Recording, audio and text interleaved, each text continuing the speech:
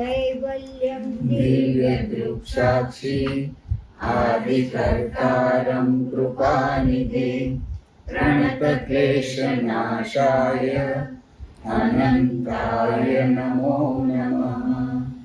अल्पज्ञोऽहं सर्वज्ञोऽहं सच्चरणं जुगलरूपं त्वं नमामि। भगवान श्री करुणासागर महाराज की जय। સત કેવલ સાહેબ 21/11 આપણે જે ક્લાસ લીધો હતો દિવાળી પછીનો પહેલો ને આ દિવાળી પછીનો બીજો ક્લાસ છે બરાબર. તો જે દિવાળી પછીનો પહેલો ક્લાસ હતો એમાં આપણે વાત કરી હતી કે સંકલ્પ કર્તાનો શુદ્ધ છે અને આપણો અશુદ્ધ છે. આપણા સંકલ્પની પાછળ વિકલ્પ લાગેલો છે, એટલે એની સાથે આપણે જોડાઈ જઈએ તો આપણો સંકલ્પ પણ શુદ્ધ થઈ જાય. અને એમાં સંકલ્પ કરવાનો હતો કે આ વર્ષે આપણે આમાં અંશે થવાના જેટલા પ્રયત્નો થાય એ કરીને કર્તાની સાથે એકતા કરવી. કર્તાની સાથે એકતા કરવાની તેની રીતિ હતી, આપણે આપી હતી. કેવી રીતે એ કર્તા સાથે કરવાની? કે જે બધી જ ઇન્દ્રિયો છે એને આપણે ભેગી કરી લઈએ અને અંશમાં એની વૃત્તિ આવી, એની જે ઈચ્છાઓ છે, ઇન્દ્રિયોની અંદર ઈચ્છાઓ છે 10 આકાંક્ષાઓ એટલે ઈચ્છાઓ. 10 ઈચ્છાઓ ભેગી કરીને જે જગ્યાએ ભેગી થઈ છે એ અંશ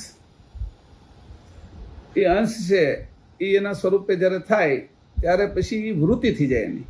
અત્યારે હતી ઈચ્છા, બાહ્ય બાજુ જે ગઈ ઇન્દ્રિયો બાજુ એ ઈચ્છા આકાંક્ષાઓ, નિરીક્ષણ આકાંક્ષા છે, સુધાત્પુષ આકાંક્ષા છે, એ બધી 10 આકાંક્ષા. એ આકાંક્ષાઓ બાહ્ય બાજુ જતી હતી, એને પાછી વાળી લીધી એટલે આકાંક્ષાની થઈ ગઈ વૃત્તિ, ભેગી થઈ ગઈ એટલે વૃત્તિ થઈ ગઈ. અને એ જે વૃત્તિ છે એને પછી કર્તા બાજુ વાળી લેવાની પાછી. એ આપણો સંકલ્પ, કર્તા સાથે એકતા કરવી એ આપણો સંકલ્પ. હવે એના સંકલ્પની અંદર આપણે ખુશ રહેવાનું. અત્યારે આપણા સંકલ્પમાં જેમ બાળક છે એની માના સંકલ્પની અંદર ખુશ હોય ને, એને ફેરવે હેરવે, એનું ખાવા પીવાનું કરે, કપડાં લત્તા ધોઈ નાખે, બગડ્યો હોય તો વાળ ઓળી દે, શિયાળો હોય તો એને ઓળી કંઈક લગાડવું પડે તો ક્રીમ લગાડવે, જેવી જરૂર હોય એ માં. એવી રીતે આપણે પણ કર્તાને સાથે એકતા કરી લઈએ આવી રીતે. એટલે ચિંતાનો જે વિષય છે આ બાજુનો એ આપણો રહે નહીં, એ રદ થઈ જાય. અનેક પ્રકારની ચિંતાઓ રાત થાય ત્યાં, દિવસ થાય ત્યાં ઊભી જ હોય. આધિ વ્યાધિ અને ઉપાધિ ત્રણેય પાછળ પડેલી જ હોય. આધ્યાત્મિક, આધિભૌતિક અને આધિદેવિક આ ઉપાધિઓ નિરંતર ચાલુ જ રહે.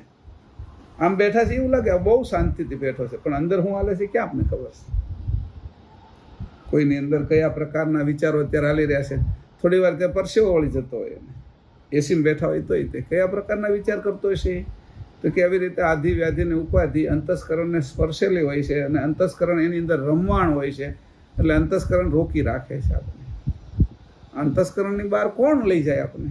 કેમ કે ખબર જ નથી કે અંતસ્કરણની બહાર જવાય. આપણે ખબર જ નથી આ શરીરની બહાર જવાય. આ શરીર સિવાય હું છું એની તો ખબર નથી. શરીરને જ હું મારું માની લો એટલે હું જ છું એમ કરનું. મારું માનું તો એ જ જુદું થાય. શરીર હું જ છું એના કરતાં શરીરથી હું છૂટો છું અથવા શરીર મારું છે એવું માનું તો હું એનાથી છૂટો પડું. એવી રીતે શરીરથી છૂટા પડ્યા પછી અંતસ્કરણ રહેશે સ્થૂળથી પછી. કારણ કે 5 અંતસ્કરણ 5 દેહના કારણ રૂપે છે. 5 દેહના કારણ રૂપે અંતસ્કરણ છે. સ્થૂળનું મન, બુદ્ધિ સૂક્ષ્મની, કારણની અહંકાર, ચિત્ત મહાકારણનું, નચિત પરમ કારણનું. અંતસ્કરણ આ આપણા જે દેહ છે, શરીર છે, ઘાટ છે 5, એના કારણ રૂપે છે. તો એ કારણથી અંશને છૂટો પાડવાનો. અને મૂળ કારણ કોણ છે? અંશનું કારણ અંશ છે અને જગતનું કારણ અંકુર. આ જગત આખું અંકુરમાંથી નીકળ્યું છે, હજી નીકળ્યા જ કરે. અંકુર છે ત્યાં જ બધું હાલે છે સંસાર આખો. જગત અંકુરમાંથી નીકળ્યા કરે છે, પણ અંશ તો કેવલ કર્તાની અંતર્વૃત્તિમાંથી નીકળે છે. તો આપણે અંતર્વૃત્તિના છીએ અને એ અંતર્વૃત્તિના સંકલ્પ સાથે ભળવું એ આપણો શુદ્ધ સંકલ્પ એની સાથે મેળવ્યો. હવે મેળવવાની રીત, મેળવવું તો કેવી રીતે? જો તાળામાં કોઈ પણ જગ્યાએ ચાવી નાખીએ તો કઈ તાળું ન ખુલે. તાળાની એક જગ્યા છે જે એનો હોલ છે અથવા એની અંદર એની કળ છે, અને એ કળ સુધી જ્યારે ચાવી પહોંચે અને એ કળથી ચાવીની કળ દ્વારા તાળાની કળને એ સ્પર્શ કરે અને એ ઉઘડે ત્યારે તાળું ખુલે. પછી હું દિવાલને ધક્કા માર્યા કરું, બારણાને અરે હાથ પછાડું, હથોડો લઈને એને હું તોડવા કોશિશ કરું, તો જે ભાવથી, જે પ્રેમથી એ ખુલવાનું છે એની કરતાં નુકસાન વધારે કરી બેસું. તાળાનું તૂટી જાય, મને કદાચ વાગવું હોય તો વાગે, અને આજુબાજુવાળાને અવાજ આવે કે આ ધડાધડી કોણ કરે છે. તો એવી રીતે બારણું પણ તૂટી જાય ક્યારેક, પેલો નકુચોય તૂટી જાય, કારણ કે કોઈ પદ્ધતિ વગરનું એનું તમે ખોલવાની શરૂઆત કરી. તો ખોલવાની એક પદ્ધતિ છે, એ પદ્ધતિની ચાવી છે. ચાવીની અંદર કળ ભરેલી છે, એ જ કળનું માપ એ તાળામાં આપેલું છે, અને જ્યાં સુધી આપણે એને ખોલતા નથી ત્યાં સુધી ઘર સુરક્ષિત રહેશે, અને એ ચોરથી. પણ હવે આપણે અંદર જવું છે માલિકને તે, તો હવે આપણે તો ખોલવું પડે ને. તો ચોર કોણ છે? અંતસ્કરણો. આ બધા ગુણગણ ને બધી ચોરી કરે છે. કોની ચોરી કરે છે? તો કે આપણી વૃત્તિની, અંશની વૃત્તિની ચોરી કરે છે. એટલે આ બાજુ રાખે છે આપણે, આમ તો ચલાવવા માટે છે. પણ હવે જ્યારે અંશને જ જવું છે એ તો માલિક છે, ત્યારે એની એક ચાવી હોવી જોઈએ ને, કળકૂચી હોવી જોઈએ ને, અને એની પછી એને ખબર હોવી જોઈએ ને. ઘણી વખત તો નંબરવાળા હોય, ઘણી વખત આંખની કીકીથી પાછું ખુલતું હોય, ઘણી વખત તો થમથી ખુલતું હોય. તો ચાવી નંબરોથી ખુલે છે એ રીતની છે. તો એની કઈ રીત છે, પદ્ધતિ શું છે?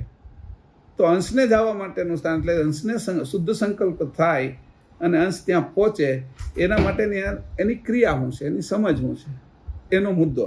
એટલે આપણે શુદ્ધ સંકલ્પની ત્યારે વાત કરી. હવે આપણે જે લેવાના છીએ એ આજનો ક્લાસ જે ક્રમમાં ચાલે છે એમાં 8 ઉલટ ક્રિયાના ક્લાસ થયા.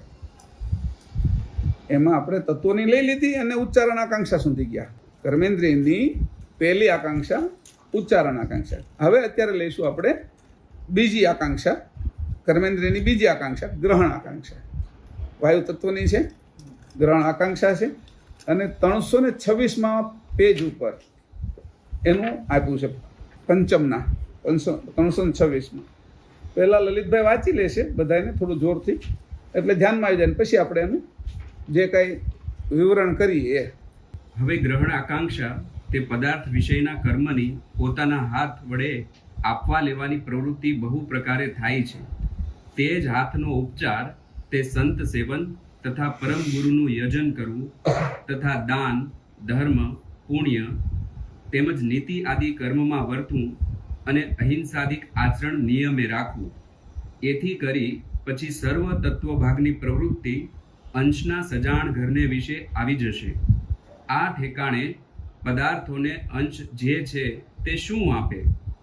ત્યારે તે તો નિજ ન્યાય નીતિનું દાન પદાર્થોને આપે છે, અને અંશ આ પદાર્થો પાસેથી લે છે શું? તે લેવાનું તે વૃત્તિરૂપી હાથ વડે પરમ ગુરુના યજનરૂપ ભક્તિનો સ્વાદ લે છે. પછી આ ચાસણી રૂપ સ્વાદ લેવાથી અંશની ભાવના સનાતન થાય છે. હજી પણ આગળ અંશના હાથનું નિશાન વર્તે છે. તે કેવી રીતે તે વિશે સાંભળો. હવે અંશની હેતુયુક્ત અલૌકિક બાહ્ય દ્રષ્ટિ જે છે તે જ વૃત્તિરૂપ તેનો હાથ જાણવો. તે હાથે કરીને નિજ પ્રભુને સ્પર્શે અને સજાણપણા વડે સદા સર્વદા તે હાથ ધરી રાખે. એટલે તે સકર્તા પાસેથી અનંત ગતિ અંશને પ્રાપ્ત થાય. પણ તે કરતા આપે એટલી, પરંતુ જ્યારે અંશ પોતે સ્વરૂપે થઈ રહે ત્યારે સર્વજ્ઞ ગતિ આપે છે. હવે કર્તા પાસેથી આપણે જે લેવાનું છે તે ગતિ જ લેવાની છે એમ જાણવું, અને આપણે આપણા તરફનું કર્તાને આપવાનું. તે નિજ આપ નપુનો સર્વભાવ હોય તે સમર્પણ કરીને રહેવું, એ જ આપવાનું છે. અને અનાદિ સત્ય જોવું તે હાથને લેવાનું છે. અહીં કીધું એને ગ્રહણ કરવાની ઇન્દ્રિય હાથ છે, ગ્રહણ આકાંક્ષા છે. ગ્રહણ શું કર્યું આપણે? એટલે આમાં જે વાત કરી છે પરમ ગુરુ કે આ રીતે બધાય આપણે જુદી જુદી પ્રવૃત્તિઓ કરવી, એમાં દાન, ધર્મ, પુણ્ય, નીતિ આદિના કર્મ કરવું એમ. એટલે તોય આ બધું બાહ્ય કીધું છે. અંતર જે કીધું, ચાસણી રૂપ સ્વાદ લેવાથી અંશની ભાવના સનાતન થાય છે. અંશની અત્યારે ભાવના સનાતન નથી, એટલે ખંડિત છે. અખંડ ભાવના એટલે સનાતન ભાવના. કેવી રીતે? હવે આપણે આના થોડાક લૌકિક ઉદાહરણો આપીએ. તો હું કીધું કે આપણે મોટા મોટી પ્રક્રિયા શું થાય જે આપણા જીવનની અંદર થઈ હોય સ્ત્રી પુરુષમાં, એટલે શું થયું? હું કે લગ્ન થયા, જીવનમાં લગ્ન થયા. શું કર્યું? કે પાણી ગ્રહણ કર્યું. તો હું કીધું હસ્તમેળાપ કરો, હાથથી મેળવી દીધો. ગ્રહણ કર્યું ને. ગ્રહણમાં જ્યાં સુધી પુરુષ અને સ્ત્રી એકલા હોય છે ત્યાં સુધી પૂર્ણ ભાવ નથી થતો. કોઈ પુરુષ કોઈ સ્ત્રી સંસાર ચલાવી નથી શકતા, એનો મઠ મંદિર નહીં ચલાવી શકે. સંસારની અંદર જે એનું ફળ ઉત્પન્ન થાય છે દીકરા દીકરી રૂપે, એવું બાકી નથી થતું. એટલે એની ત્યારે કીધું પેલું હું ગ્રહણ કર્યું કે હાથમાં. તો કે જ્યારે શરૂઆત થઈ સંસારની ત્યારે આપણે છે એ હાથથી હાથને ગ્રહણ કર્યો. એટલે ગ્રહણ કરવું એટલે પકડવું, લેવું. અને એની પાછું કીધું કે ખાલી મેળવવું, લેવું એટલું જ નહીં, આત્મસાત કરી લેવું. જે આખી પ્રક્રિયાઓ છે તો કેવી છે? કે પતિ પત્ની જે બને છે ત્યારે એમ અંશ અને અંશી બે વચ્ચેનો પતિવ્રતા ધર્મ છે. કે આપણે એની પત્ની છીએ, અંશ આપણા પતિ છે. આપણે જે રીતે વાત કરી, કેમ કે બાકીના બધા સંબંધો છે એ તૂટક છે કે, અને આ સંબંધ છે એ નિભાવવાનો છે, કાયમી માટેનો છે. કે માતા પિતાનો સંબંધ છે એ તે જ્યારે પતિના ઘરે જાય છે એટલે એ છૂટી જાય છે, અને છોકરાઓના લગ્ન થાય છે ત્યારે માતા પિતામાંથી પ્રેમ ઓછો થઈ જાય છે. તો કે પતિવ્રતા ધર્મ અંશંશીનો છે. તો કે એને જ્યારે છેલ્લી વસ્તુ કરી આત્મસાત કર્યું. પણ અહીંયા તો આપણે આત્મસાતથી આગળ જઈએ છીએ. આપણે જે કરીએ છીએ એ આત્મસાત નથી કરતા, ચેતનના લક્ષની અંદર જાય છે. આત્મસાત છે એ અકર્તા લક્ષ છે બ્રહ્મનો. તો કીધું જે ગ્રહણ કર્યું તો હસ્તમેળાપ કર્યો.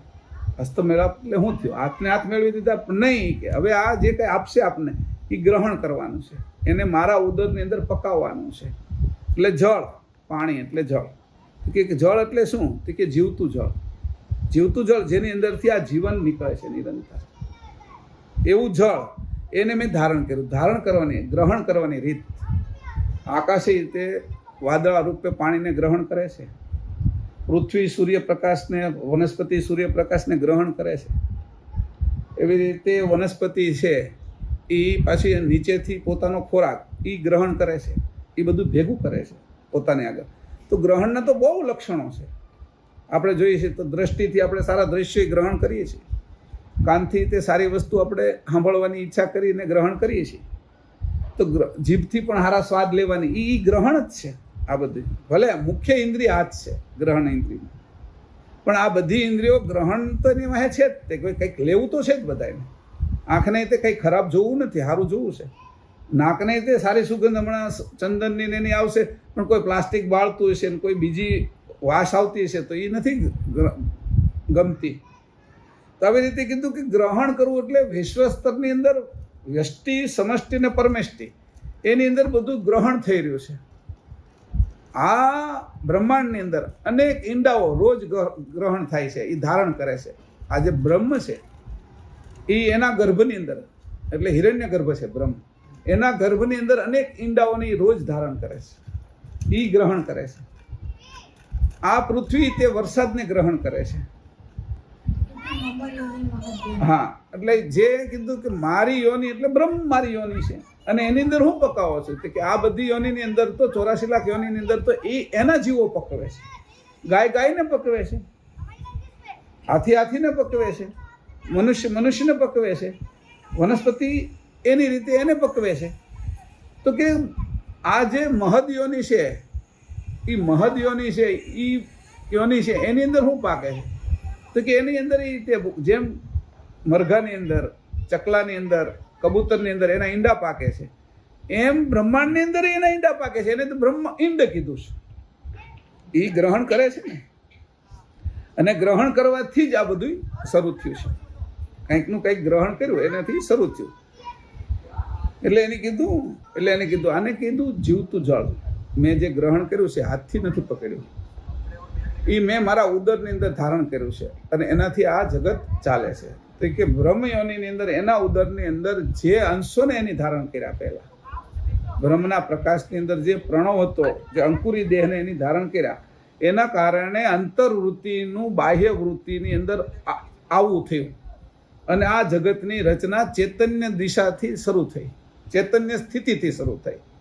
તો એ જે રચના થઈ એમાં બ્રહ્મ તો અકર્તા હતું. કરતું તો કોની ભર્યું? તો કે એ માટે કૈવલ કરતા. તમે કહો છો કે બ્રહ્મ તો અકર્તા છે, એની અંદર તો કર્તૃત્વ છે જ નહીં. તો કર્તૃત્વ કઈ જગ્યાએ છે? તો કે આ ધરતીની અંદર કોઈ એવું કર્તૃત્વ નહોતું. જો અંકુર ન હોય તો એમને પડી જાય ધરતી. પણ એમાં નાનું એવું અંકુર આવી ગયું તો મગ ચણો કે પડ્યો હતો ને એમાં વાતાવરણ થઈ ગયું, વરસાદ આવી ગયો, તે ચણો તો પાછો ઉગ્યો. અંકુર ક્યાંથી આવ્યું? અને અંકુરની સાથે અંશ કેવી રીતે જોડાયેલો છે? તો કે એને અંકુરને અંશને અંકુર પકાવવાની ઈચ્છા છે, એની આકાંક્ષા છે, એ એનું ખાનપાન છે, એનો શોખ છે. તો અંશ અંકુર પકવે છે. તો કર્તાની અંદર જે આપણા અંકુરો પાક્યા અંશના, આ અંશ તો આ બાજુના અંકુર પકવે છે અને સૃષ્ટિ ચલાવે છે. પણ કર્તાની અંદર આપણા અંશો જે પાક્યા, તો એનું ઉદર જે એનું પેલું છે તો કે એ બ્રહ્મયોની. અને બ્રહ્મયોનીની અંદર આ બધા જ બાહ્ય બાજુમાં આવ્યા ત્યારે આ અંશો છે એ આ બાજુની પ્રવૃત્તિવાળા થયા. જેવા બાહ્ય બાજુ આવ્યા એટલે એની જે અંકુરી દેહ હતો એનું રૂપાંતર પ્રણવ દેહમાં થઈ ગયું. પ્રણવ એટલે ગતિ. જે ગતિ નહોતી એ અવિગત હતું, અને જેમાં ગતિ ઉત્પન્ન થઈ એ ગતિ, અને ગતિ જ્યાં શરૂ થઈ એનું નામ કાળ. સમય. આ સમયથી આ વાત અમે અહીંથી કેટલા વાગે તમે નીકળવાના છો? તો કે અમે 9 વાગે નીકળશું. ગતિ શરૂ થઈ એટલે 9 વાગે અમે નીકળશું. કેટલા વાગે તમે પહોંચશો? તો કે 1 વાગે સુરત પહોંચશું. એમ તો એ ગતિ જ્યાંથી શરૂ થઈ એટલે કાળ શરૂ થઈ ગયો, અને સ્થળ પણ શરૂ થયું. મુંબઈથી નીકળવાના, અમદાવાદથી સ્થળ, અને વચ્ચે એટલા સ્થળો આવે છે. એ કાળની અંદર આ બધા સ્થળો, આ બધા ધામો આવી ગયા. તો જે કાળની પાર હતું એ આપણું સ્વરૂપ. અને ત્યાંથી જે ગ્રહણ શરૂ થયું, તો ગ્રહણમાં પહેલું જ એની ગ્રહણ કર્યું અંકુરી દેહથી તરત જ પ્રણવ દેહ ધારણ કર્યો. એ ગ્રહણ પહેલો કર્યો.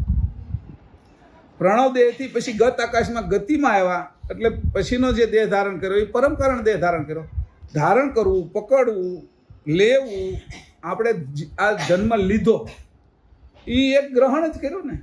આપણે જન્મ લીધો તો કે ગ્રહણ આકાંક્ષા કેટલી ઊંચી છે. ખાલી હાથથી પકડવું એટલું જ નહીં કીધું એની, કે તમે કેટલી જગ્યાએથી આ બધી વસ્તુ પકડી શકો છો. હું અત્યારે વાણી બોલું છું તો વાણી તમે કાનમાં પકડો છો, પણ અર્થ ક્યાં કાનમાં પકડો છો? અર્થ તો કોઈ બીજી જગ્યાએ પકડો છો તમે. જે વાણી છે એ કાનમાં સંભળાય છે, પણ અર્થ ક્યાં સમજાય છે? તો એની જગ્યા જુદી છે, કારણ કે સમજ અલગ જગ્યાએ રહેલી છે. શબ્દ કાનમાં પડે છે પણ સમજ અલગ જગ્યાએ રહી. તો એ ક્યાં કોણ ગ્રહણ કરે છે? છેલ્લે જોતા એવું જ લાગે છે કે આ બધા જ ગ્રહણની અંદર અંશ જ છે. પાછળ ચેતન અંશ ન હોય તો આ બધી જ ગ્રહણની બધી જ પ્રવૃત્તિ બંધ થઈ જાય. એટલે ચેતન અંશ છે ત્યાં સુધી આ બધી ગ્રહણ છે, ગ્રહણ આકાંક્ષા ત્યાં સુધી ચાલે છે. હવે હાથથી ગ્રહણ કરવું એ તો સ્થૂળ ભાગ છે. કોઈ શ્રીફળ આપ્યું તો ગ્રહણ કર્યું, કોઈ હાથમાં હાથ આપ્યો તો હાથ ગ્રહણ કર્યો. પણ ગ્રહણ કરવાની મૂળ મુદ્દો શું છે?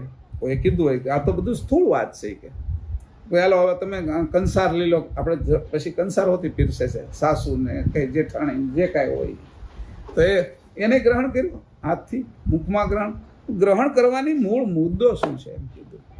આ જે કીધું મેં હસ્તમેળાપ કર્યો છે, પાણી ગ્રહણ કર્યું છે, તો ગ્રહણ શું કર્યું? એ કે જે તમે સંસારની અંદર આગળ પ્રવૃત્તિ કરી રહ્યા છો એ તમે ગ્રહણ કર્યું. અને એ જે ગ્રહણ કર્યું એની અંદરથી તમે અનેક જીવોને નીચે ઉતાર્યા. આપણા દીકરા દીકરી તરીકે નીચે ઉતાર્યા ને, અદૃશ્ય હતા એને તમે નીચે લઈ આવ્યા. તો એને તમે જીવન ગ્રહણ કરાવ્યું. માધ્યમ સ્ત્રી પુરુષના, માધ્યમ નર નારીના, માધ્યમ બકરી અને બકરાના, માધ્યમ ઉંદરડો ને ઉંદરડીના, માધ્યમ બિલાડી અને બિલાડાના. એ માધ્યમે કરીને નર નારીના માધ્યમે કરીને કોઈ જીવને તમે નીચે ઉતારી દો, એ પ્રવૃત્તિની કોઈને ખબર નથી. એ તો સહજ રીતે થઈ ગયું. પણ એવો જીવ તમે જ્યારે નીચે ઉતારો છો, કોઈ એવાને ઉતારો છો, ત્યારે તમે કેટલું મોટું કાર્ય કરો છો એની જ્યારે આપણે ખબર હોય તો કેવાને ઉતારીએ આપણે. આપણે જ્યારે ખબર જ હોય કે ભાઈ મારે છે એ ધરતી ખોદવાની છે ને એમાંથી કાઢવાનું છે કાંઈ, તો હું થોડો કોલસા કાઢું, હું થોડો તાંબુ કાઢું, હું થોડો પિત્તળ કાઢું, હું તો અંદરથી હીરા જ કાઢું ને, સોનું ન કાઢું. જ્યારે મને ખબર છે કે મારે ઉત્તમ કે ધરતી બધું આપે છે, એમ જે જીવ ઉતારે છે કે કેવો હું ઉતારું, આગળનું જે સંતાન છે એ કેવું થાય જગતને. તો આ ગ્રહણ, આ પૃથ્વી કોને આપવી? 5-10 છોકરા હોય, એમાં એના પિતાજી કહેતા હોય કે આ ધંધો ચલાવવા કોને આપવો, એમ કે કોની અંદર એ આવડત છે, યોગ્યતા છે કે આ ધંધો ચલાવી અને એ આગળ જાય છે. તો જગતની જે રચના થઈ એની અંદર એ રીતે મારે છે એ આ આવતી પેઢી, આવતા સંસારને શું આપવું. એટલે કોઈ આ વાત ન સમજી ત્યારે ગ્રહણ કરાવ્યું તો કીધું આ ગ્રહણ આકાંક્ષા ક્યાં સુધી પહોંચી છે.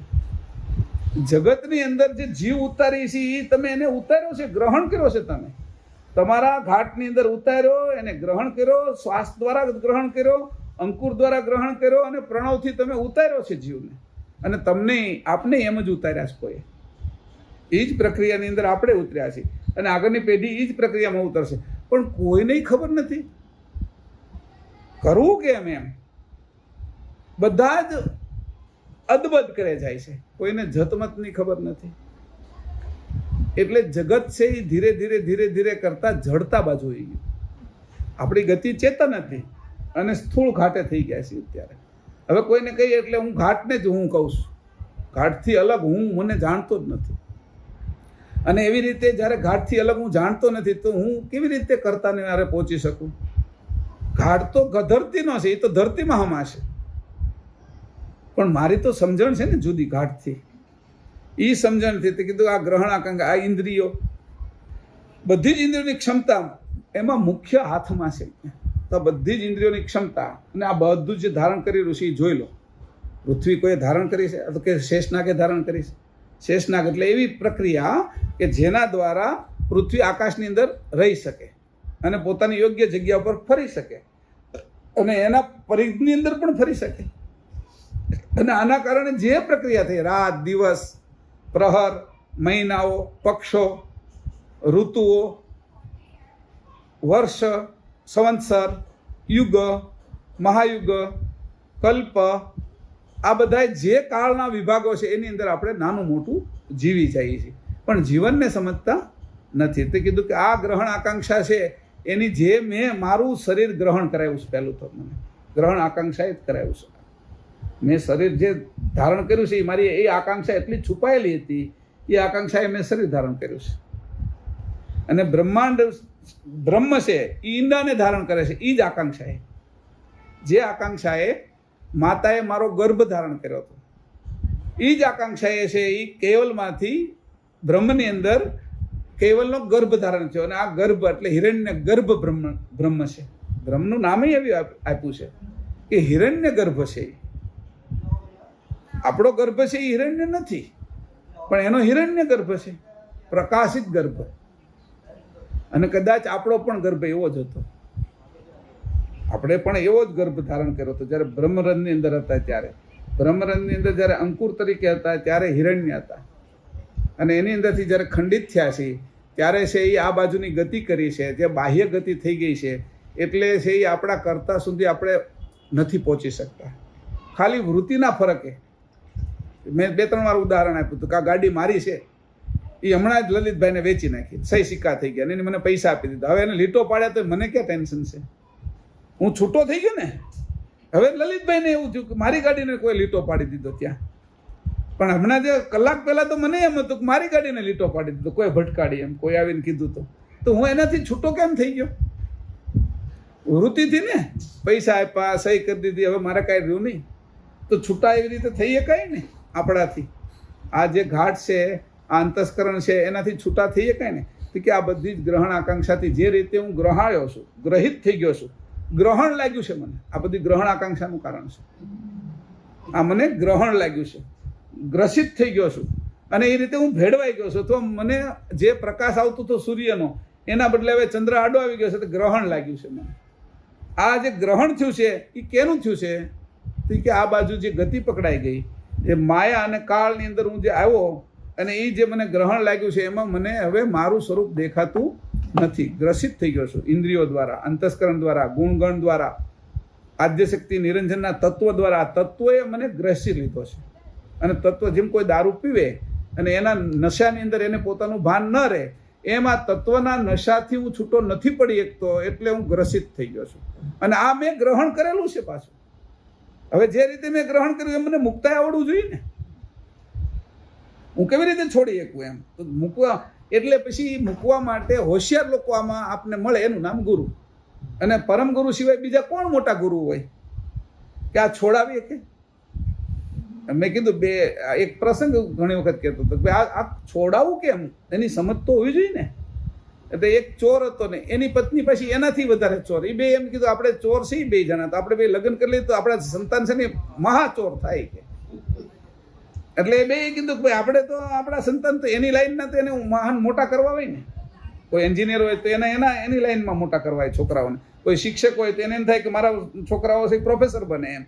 કોઈ ઉદ્યોગપતિ હોય તો એનાથી વધારે તો એને એમ થયું કે ભાઈ અમારા છોકરાઓ એવા થવા જોઈએ, તો બંને લગ્ન કરી લીધા. એમાં પહેલું સંતાન થયું અને જન્મ થયો હોસ્પિટલમાં જન્મ થયો. એટલે હાથ તો બંધ હતો એનો છોકરાનો. એ કે આ હાથ ખોલી નથી, એક તો ખિસ્સા કેવી રીતે કાપશે, ચોરી કેવી રીતે કરશે એ કે. એટલે હાથ છે એનો બંધ હતો. આપણો આવી રીતે જ છે.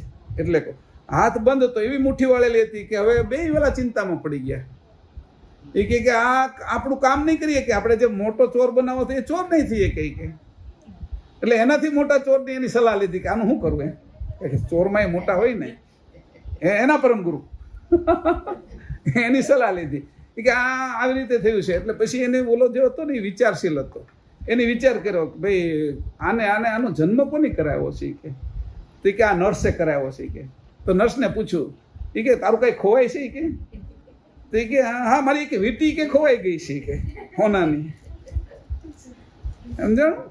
એટલે એ જન્મ્યો ત્યારે ઓલાની વીટી ખેંચી લીધી એની અને પોતાની મુઠ્ઠી વાળી ગયું કે મૂકું જ નહીં એમ. આ પ્રસંગ આમ છે ખાલી, પણ એનો અર્થ છે એ ગજબનો છે. તો એને કીધું મૂકું જ નહીં. હવે ઓલો પાછો બુદ્ધિશાળી હતો, બીજો મોટો ચોરાયો હોય એ કે આમ તો આ છોડશે નહીં કે. એટલે પછી એની હોનાનો હાર આમ લટકાડ્યો. એટલે પછી એની મુઠ્ઠી ખોલી હોનાનો હાર લેવા હતું. એવી રીતે પરમ ગુરુ આપને આવી રીતે કરીને ઉપર હાર ફેરવે અને પછી પેલી આપણે હાથમાં રહેલી નાની વીંટી છે એ છોડાવે ત્યારે હાથ ખુલી જાય છે આપણો પરમ ગુરુ પ્રત્યે. અને જ્યાં સુધી પરમ ગુરુ પ્રત્યે હાથ નથી ખુલતો ત્યાં સુધી આપણી મુઠ્ઠી વાળેલી છે, ત્યાં આપણે ખબર નહીં. એમ આ સંસારની અંદર આવ્યા આપણે ચોરી કરી લીધી છે આપણા સ્વરૂપની. આપણે ચોરી કરી છે આપણા સ્વરૂપની. હવે એ ચોરમાંથી આપણે મટવું છે તો કોઈ પરમ ગુરુ જેવા આવે અને એવી યુક્તિ બતાવે, એ યુક્તિ દ્વારા આપણે છૂટી શકીએ. એનાથી અધિક આપે તો થાય ને આપણે મન. હવે એક ચોકલેટ આપતો હોય તો ત્યાં છોકરાને ભેગા કર્યા હોય તો એમાં ઓલો સામે કે હું 5 ચોકલેટ આપું, તો આ છોકરા એક ચોકલેટ નથી રહેતા, 5 ચોકલેટ બાજુ દોડીને વયા જશે. કારણ કે અધિકની બધાને ઈચ્છા છે. અને અધિકમાં આ બધા પદોથી પરમ પદ, છેલ્લું પદ, એને આપણે ગ્રહણ કરવું છે. છેલ્લું પદ છે આપણું, એને આપણે ગ્રહણ કરવું છે. સામાન્ય પદને ગ્રહણ નથી કરવું. પહેલાં આપણે સમજી તો લીધું કયું ક્યાં સુધી છે. તો ભાઈ આંખથી કેટલું જોઈ શકું એમ, અને અંશે થાવ તો કેટલું જોઈ શકું. ત્યાં કીધું એની સર્વજ્ઞ દ્રષ્ટિ આવશે, અલૌકિક બાહ્ય દ્રષ્ટિ, હેતુયુક્ત અલૌકિક બાહ્ય દ્રષ્ટિ જે છે તે જ વૃત્તિરૂપ તેનો હાથ જાણવો હોય કે. હવે આ હાથની વાત જ નથી કરી કે અંશના હાથ, અને કીધું અંશની વાત કરી. હવે અંશની હેતુયુક્ત અલૌકિક બાહ્ય દ્રષ્ટિ જે છે તે જ વૃત્તિ રૂપ તેનો હાથ જાણો. હાથની વાત જ ન કરી. જે હાથથી મને કીધું દાન કરવાનું, પુણ્ય કરવાનું, તે કઈ વાત તો ઉપર છલી છે. આ લોકો જે સ્થૂળ લોકો છે, જે જડતાની અંદર છે, જે દેહની અંદર જ છે, જેને દેહોધ્યાસ એટલે દેહાધ્યાસ જ લાગ્યો છે, જે અન્નમય કોષમાં જ જીવે છે, એના માટે એ ભલે આ પ્રવૃત્તિ કરે. સંસાર તો સારો રહે, કોઈ દાન આપે તો કોઈ ભૂખ્યો ન રહે, કોઈ છે એ ધર્મ કરે તો અધર્મ ન ફેલાય, કોઈ પુણ્ય કરે તો પાપ ન ફેલાય. એમ કરીને સમાજ તો સારો રહે, પણ એ સમાજ માટે છે, તારા માટે નથી કે. તારા માટે શું છે કે તો તારા માટે તો કે હું તને કહું છું કે હવે અંશની હેતુયુક્ત અલૌકિક બાહ્ય દ્રષ્ટિ જે છે તે જ વૃત્તિરૂપ તેનો હાથ જાણું. તારો હાથ તો આવો છે, તો તારી વૃત્તિ ક્યાં લાગે છે? એટલે આની હું કર્યું, પેલા હાર ઉપર પેલાની નજર ફરી એટલે પેલી વીંટી છૂટી ગઈ. એમ પરમગુરુ એમ કહે છે કે હું તને કૈવલ પદ આપીશ એમ, અને વાસ્તવમાં એ આપવા નહીં છે. અહીંયા તો એને છોડાવવા માટે કીધું કે હાથ ખોલે એટલે, પણ અહીંયા તો કીધું અંશને, તો અંશનું મૂળ સ્થાન તો કૈવલ ધામ છે. તો અંશને હું આ પદ આપીશ કે, અને અંશ માટે છે કે, જીવો માટે નથી, આત્મ ભાવવાળા માટે નથી કે. જ્યારે તું અંશની ગતિમાં આવી જા અને અંશને સમજ કે આ જુદો છે, કે દૂધમાં ઘી જુદું છે એને તું સમજ, આ શરીરમાં અંશ જુદો છે એને સમજ, એટલે પ્રક્રિયા મળશે તને. જો તને દૂધમાં ઘી છે એ જ ખબર નહીં પડે તો દૂધ ગમે એટલું પી જાય, તને ઘીનો સ્વાદ નહીં આવે. પણ તને જ્યારે ખબર પડી કે દૂધમાં ઘી છે, એમાં ઘાટની સાથે અંશ જોડાયેલો છે, તને ખબર પડી, એટલે હવે અંશ તારે કેવી રીતે જુદો કરવો. અને આ જે ગ્રસિત તત્વો છે જેનાથી આ બધું મેં ગ્રહણ કર્યું હતું અને હું ગ્રસિત થયો છું, એમાંથી પછી વિરુદ્ધ ભાવ એટલે ઉલટ ક્રિયા, કે ગ્રહણ આકાંક્ષાની ઉલટ ક્રિયા એ શું છે કે જે આ બધું આ બાજુનું તત્વ સામગ્રીમાં જે મેં બધું ભેગું કર્યું હતું એને છોડી અને કર્તાની સાથે એકરૂપતા કરવી. એટલે મેં કીધું કે હું હવે કોનું પાણી ગ્રહણ કરું એમ. તો કે શરીરે તો પાણી ગ્રહણ કર્યું એ શરીરનું કર્યું પતિ પત્ની તરીકે, જીવે તો જીવ ભાવથી દેવોનું યજન કર્યું, એટલે દેવોને પતિ માને જીવ ભાવે. આત્મા એ છે એ પરમાત્મા અને બ્રહ્મને પતિ માને આત્મ ભાવે થયા. પણ અંશભાવ તારો થશે અને ચેતન ભાવ થશે ત્યારે તારા પતિ કોણ હશે? ત્યારે એને ખબર પડી કે મારા હાચા પતિ તો કૈવલ છે, હું મરતો નથી અને એ મરતા નથી, અમે બે સજાતી છીએ.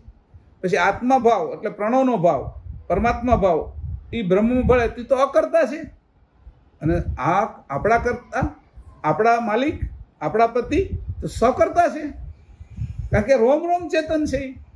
અને પેલું જે બ્રહ્મ છે એ રોમ રોમ અકર્તા છે, અને અકર્તા જ ગાય છે બ્રહ્મના લોકો, એ બ્રહ્મ અકર્તા છે. અને દેવો તે કે તો કૃતની અંદર છે, એનાય જન્મ મરણ છે, દેવોના તે એનાય કાળ છે, એના કાળે એ પણ મરે છે. તો એવી રીતે આ દેવોથી છૂટા પડ્યા જીવાત્માને, પછી બ્રહ્મથી છૂટા પડ્યા આત્માને, અને અંશને છે એ આ બધાથી છૂટો પાડીને અંશી સાથે મેળવો કે હું સકર્તાનો છું. જ્યારે આ રીતે ગ્રહણ કરવાની છેલ્લી સ્થિતિ આવી, આ ઉલટ ક્રિયા ગ્રહણ આકાંક્ષાની છેલ્લી ઉલટ ક્રિયા છે કે મારા કર્તાની બાજુ, મારા સકર્તા બાજુ મારે પહોંચવું. અને કયા ભાવે? કે દેહ ભાવે નહીં, જીવ ભાવે નહીં, આત્મ ભાવે નહીં, અંશ ભાવે. હવે ભાવ એ કેવી રીતે બદલાય? આપણે ખબર પડે છે જે ભાવથી હું કામ શરૂ કરું છું મારા જે આશયથી, એ જ આશય સિદ્ધ થાય. તમે હાથમાં ઘઉં લીધા કે ભાઈ 2 કિલો ઘઉં છે, તો ઘઉં લ્યો, આશય તમારો નક્કી કરી નાખવાની, રોટલી બનાવી છે, પૂરી બનાવી છે, શીરો બનાવો છે, તો હવે તમે એને એ જ રીતે પાછું દળાવશો. રોટલી માટે પતલું દળાવશો, ભાખરી માટે સુરમ બનાવવું છે, તમારે લાડવા બનાવે છે, લાડુ બનાવવા છે, તો એના માટે અલગ દળાવશો. તો જે આરોપણ તમે ઘઉં ઉપર કરશો એનું પરિણામ ત્યાંથી શરૂ થશે. હવે રોટલીનું આરોપણ કર્યું છે તો તમને પૂરી દેખાતી જ નથી, તો રોટલીના પ્રમાણે એને દળાવશો, એના પ્રમાણે એની ગોઠવણ કરશો, ત્યાર પછી તો એ આખરે એમાંથી રોટલી થઈને જ બહાર આવશે. એવી રીતે જ્યારે હું અંશભાવ કરું છું ત્યારે હું અંશ થઈને જ બહાર આવીશ. જેવો ભાવ મેં આરોપણ કર્યો એવું સ્વરૂપ થવા મળે છે. મારી વાત આ તમને ધ્યાનમાં રહે કે તમે જેવો ભાવ કર્યો, ચણાનો લોટ લીધો તમે હાથમાં, ભાઈ આ ચણાનો લોટ છે, હવે તમે એનું તમારો જેવો ભાવ છે એ પરિણામ આપવાનો છે. સેવ બનાવી છે, ગાંઠિયા બનાવવા છે, વણેલા કરવા છે, પેલા ફાફડા કરવા છે, ખમણ કરવા છે, એની અંદરથી ભજીયા કરવા છે, પેલો મોહનથાળ કરવો છે, તમને એ ત્યાર પરિણામ એમાં શરૂ થાય. તો જ્યારે મારો અંશભાવ થશે આવો, ત્યારે પરિણામ પક્ષ શું છે તો કૈવલ કરતા, અને ઉલટ ક્રિયા શું છે તો મારે અંશે થઈને કૈવલ કરતાની પાસે પહોંચવું. આ ઉલટ ક્રિયા જે છે એ ગ્રહણ આકાંક્ષાની છે. આ બાજુનું ગ્રહણ કર્યું, એની તો મને ગ્રસી લીધો, એની તો મારી અંદર ગ્રહણ કર્યું, મને ઢાંકી દીધો, છુપાવી દીધો, મારા સ્વરૂપને પડદો કરી દીધો, એટલે એની મને ગ્રસી લીધો. એ જે ગ્રસી લીધો છે એમાં મારે રસ્તો કરવો છે. એને મારે તોડવું છે. એને તોડી અંતસ્કરણની વૃત્તિને તોડી, ગુણગણની વૃત્તિને તોડી, અને આ જે કાંઈ પ્રણવની ગતિને તોડીને હું આગળ જવાનો છું અને હું વૃત્તિએ થવાનો છું. જ્યારે એ ખબર પડી ત્યારે પહેલાંનું જે પરિણામ તમે લોટ લીધો, એના બેસન લીધો, એના પરિણામનું નક્કી કરી નાખ્યું તમે કે આનો મારે મોહનથાળ જ બનાવવો છે. તો એ જ પ્રમાણેની પ્રક્રિયા શરૂ થઈ ગઈ. એમ જ્યારે આપણે નક્કી કરીએ છીએ, આ સંકલ્પની સાથે હું જોડી દઉં છું, ગયા ક્લાસની સાથે. સંકલ્પ આ રીતે આપણો થઈ જશે કે મારે તો અંશે જ થવાનું છે અને કરતા કૈવલને જ પ્રાપ્ત કરવાના છે. અને આ જ્યારે મારો ભાવ થઈ ગયો અને એ નક્કી થઈ ગયો. અત્યારે આપણે બધા દેવતાઓની તો વાત કરી, અવતારોની વાત કરી, જે છે એની, અને આજે પૂજાએ, પણ એની હદની આપણે ખબર પડી ગઈ. હવે રામધૂન બોલતા હોય ત્યાં બેઠા હોય તો આપણે તો અંશે જ હોય. કોઈ રુદ્રી પાઠ કરે છે ત્યાં આપણે બેઠા છીએ તો આપણે તો અંશે જ હોય. કેમ? મને હવે પેલું દૂધ નથી દેખાતું, દહીં નથી દેખાતું, માખણ નથી દેખાતું, ઘી જ દેખાય છે. અને એમાંય જ્યોત જ દેખાય છે. જે ઘીની અંદર મારે દીવો કરવો છે એ જ દેખાય છે. ભલે ને બધાની વચ્ચે બેઠો અત્યારે, મારો લક્ષ્ય તો આ થઈ ગયો ને. એટલે નક્કી તો આ થઈ ગયું ને કે મોહનથાળ જ કરવો છે. એની અંદરથી મારે છે એ પૂરી નથી બનાવવી, એની અંદરથી મારે ભજીયા નથી બનાવવા. નક્કી તો થઈ ગયું ને. અને નક્કી થયું એટલે પરિણામે એના પક્ષમાં શરૂ થયું. સાધનો એ રીતે મળવા મળ્યા, ગુરુ એવા આવવા મળ્યા, સમજે એવી વિકાસ કરવા મળ્યા. અને આ સમજને બધાથી જે ઉલટ ક્રિયા થશે એ કરતા સુધી પહોંચવાની છે, અંશભાવે પહોંચવાની છે.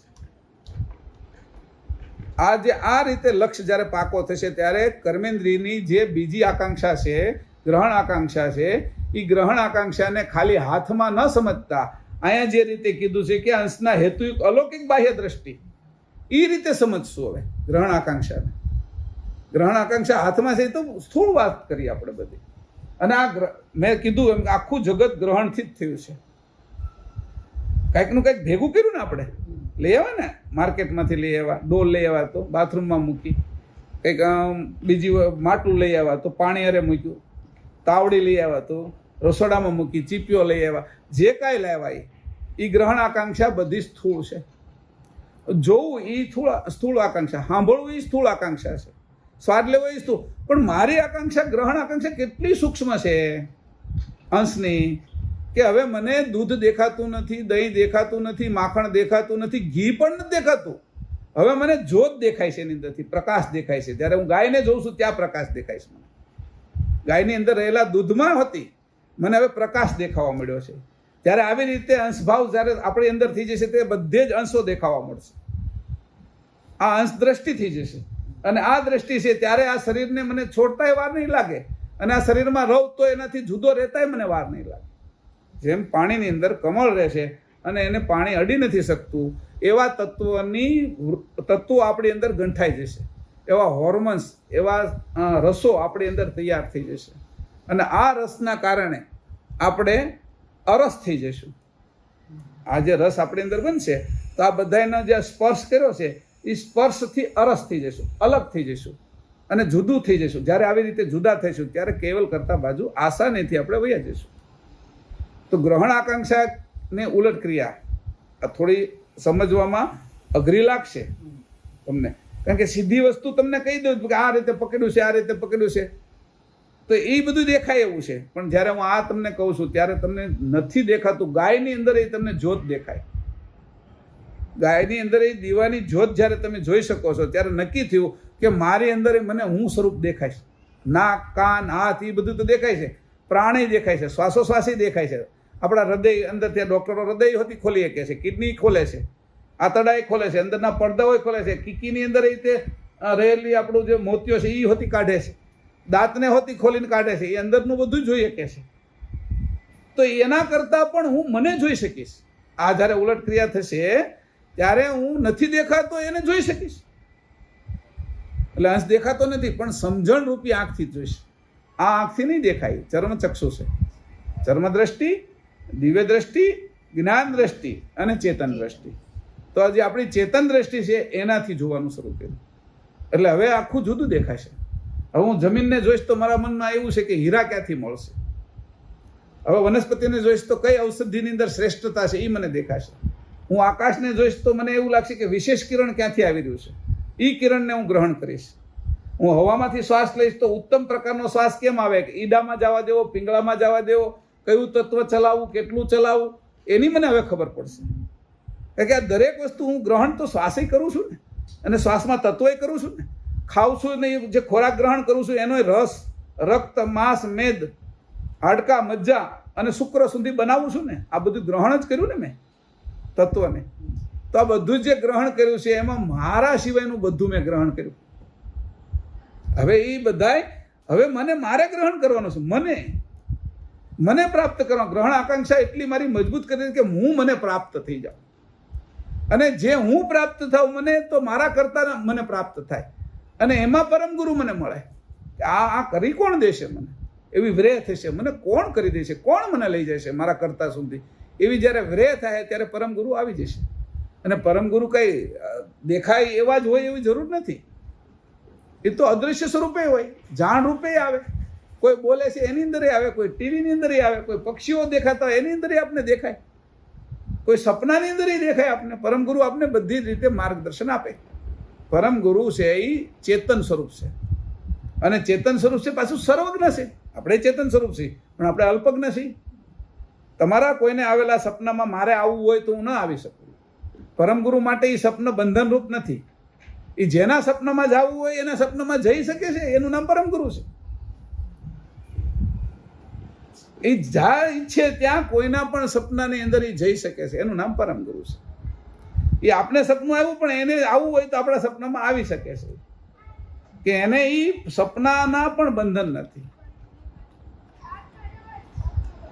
અવસ્થાનું જાગ્રત, સપના, સુસુપ્તિ, તુર્યા, ઉન્મુની, એને કોઈ બંધન નથી. આવો ચેતન, એનો અંશ હું, અને મારે એની બાજુ જવું. તો કીધું આખી ઉલટ ક્રિયા. તો આ બધી જ ઇન્દ્રિયો હવે જ્યારે મેં આવા કરતા હાથમાં હાથ મેળવ્યો છે, અથવા એના ચરણમાં મારો પગ હાથ ગયો છે, તો મેં અત્યારે એનું પાણી ગ્રહણ કર્યું છે અંશે થઈને. અને આ પાણી છે એ આ જે દેખાતું જળ નથી, એ પાણી દેખાતું નથી. જે સઘન ઘન છે એનું પાણી નથી દેખાતું આકાશમાં. અને વર્ષે છે ત્યારે તો સમુદ્ર ભરી નાખે છે, નદીઓ ભરી નાખે છે, પૂર લાવી નાખે છે. સઘન ઘન ક્યાં દેખાય છે અત્યારે આપણે? એટલું તો આકાશમાં અદૃશ્ય રહે છે. તો ચેતન જે જળ છે, જે કીધું જે પાણી ગ્રહણ કરીશું, જે એનો હાથ ગ્રહણ કરીશું, તો એ હાથ કેવો છે? તો કે એની વૃત્તિ અને મારી વૃત્તિ અલ્પ વૃત્તિ, એ મારો અલ્પ હાથ છે. અને એની વ્યાપક અને એની સર્વજ્ઞ વૃત્તિ, એની સાથે મારો હાથ મેળવીશ. અને એવી રીતે મેળવીશ કે ક્યારેય છૂટે નહીં. આ રીતે મારે એને ગ્રહણ કરવાના. એટલે કીધું કે આ સનાતન પદને મારે પ્રાપ્ત કરવું છે. જે સનાતન છે એ પદને પ્રાપ્ત કરવું છે. અને આ અત્યારે આપણે માહોલ છે, આ સમજી શકીએ છીએ. આપણે વાત કોની કરી? તો કે એ માહોલ છે. આપણે કે આપણી પોતાના સ્વરૂપની અને કર્તાની વાત કરી. અને આ બધું નીચે કૃતને તો આપણે છે એ સમજીને છોડી દીધું છે. સમજ્યા વગર નથી છોડ્યા. એટલે એને પકડવાની પાછી જરૂરિયાત રહે નહીં. સમજ્યા વગર છોડીને તો હજી એમાં મન થઈ જાય કે આરું આપણે ઓલી થેલી નાખી દીધી, એની અંદર કંઈક વયું તો નહીં ગયું હોય ને. પ્લાસ્ટિકની થેલી આપણે કચરામાં નાખી દીધું, પણ એને જોઈને સમજીને નાખી હોય તો આપણે મગજમાં હોય કે એમાં તો જોઈ લીધું, તેમાં કાંઈ ગયું નથી. એટલે ક્યારેક એમ થાય કે ઓલા લોટ આપણે લેવાઈ ગયા હોય મલ્ટી સ્ટોરની અંદર કાંઈ, તો એમાં જે થેલીઓ નાખી દીધી હોય પ્લાસ્ટિકની બધી, તો એમાં કંઈક વસ્તુ ઘટતી હોય, ત્યાં રહી ગઈ હોય, તો આપણે એમ તો એ જ પડે કે આપણે પહેલાં કચરામાં નાખી દીધું હશે. કેમ કે બરાબર જોયું નહીં. તો આપણે તો આ કૃતને એટલે બાદ કર્યું કે બરાબર સમજ્યા. હવે એમાં મારું મન ન જાય કે એમાં નથી જ, એમ જ નક્કી થઈ ગયું. કૃતમાં મારું મન જાય નહીં, અકૃતમાં ક્યાંથી જાય? જ્યારે કૃતમાંય મન નથી જતું તો અકૃતમાં ક્યાંથી જાય? ત્યારે જ્યારે મારી સ્થિતિ એટલે મારી વૃત્તિ હવે મારા સ્વરૂપે થશે.